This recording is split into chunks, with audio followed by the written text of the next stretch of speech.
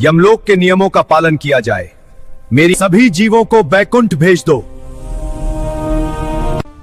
ऐसा क्या हुआ कि बैकुंठ में इतने लोग आ गए?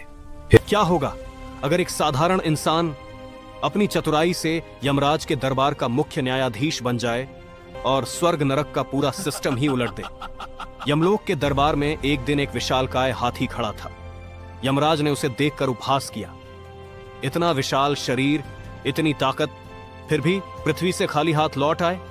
हाथी शांत स्वर में बोला, महाराज, असली शक्ति शरीर में नहीं, मनुष्य की बुद्धि में होती है। वह छोटा जरूर है, लेकिन पूरी दुनिया को अपनी उंगलियों पर नचा देता है। यमराज को यह बात हंसी जैसी लगी। उन्होंने तुरंत अपने दूतों को आदेश दिया, पृथ्वी से किसी चतुर मनुष्य को सशरीर उठा लाओ।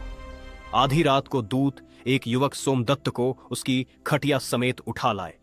जब उसकी नींद खुली और उसने खुद को बादलों के ऊपर उड़ते देखा तो वह घबराया नहीं। उसने चुपचाप अपनी जेब से एक कागज निकाला और कलम से कुछ लिखा, अंगूठा लगाया और शांत लेटा रहा।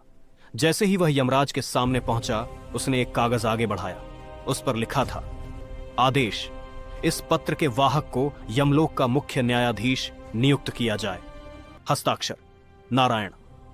नारायण का नाम पढ़कर यमराज ने जोखिम नहीं लिया और सोमदत्त का राज तिलक कर दिया। अगले 7 दिनों तक सोमदत्त हर पापी को सीधे वैकुंठ भेजने लगा। स्वर्ग में भीड़ बढ़ गई और नरक खाली हो गया। आखिरकार स्वयं भगवान विष्णु यमलोक पहुंचे और यमराज से कारण पूछा तो यमराज ने वही कागज दिखा दिया। तब विष्णु जी सोमदत्त से बोले, वत्स, मैंने ऐसा कोई पत्र नहीं लिखा।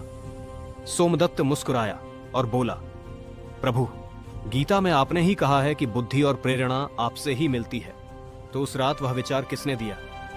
भगवान उसकी बुद्धि देखकर मुस्कुरा उठे और अंत में बोले, तुम तो नारद के भी गुरु निकले, चलो तुम भी वैकुंठ चलो।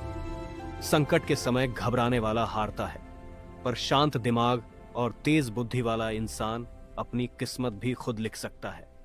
अगर आप सच्चे सनातनी हैं तो इस वीडियो को शेयर जरूर करना।